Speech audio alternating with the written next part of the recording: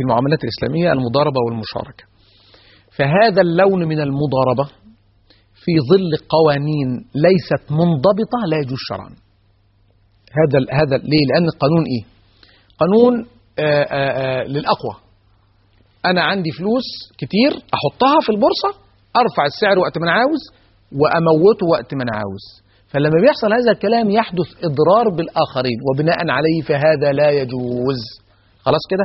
انما مش عايزين نقعد نهرب من حته ونخش في حته، يعني ما اجي بقولش انا مش عايز احط فلوس في البنك اروح احطها في البورصه عشان اعمل مضاربه.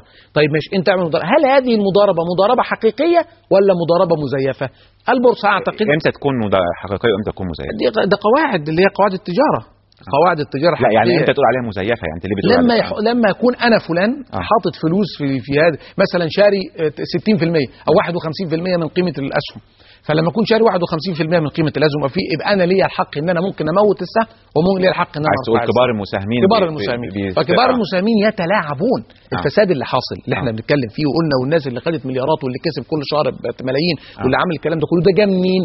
جاء من هذه الألاعيب القذرة اللي هم بيتخذوها. فانا عايز اقول ان لو كان في حد لكن لو في قانون ثابت يحكم ويحمي كل هؤلاء المساهمين والمضاربين فلا بأس في هذا، ما لم تكن لها صورة من صور القمار. ودي نوع تاني. انا عشان كده كنت عايز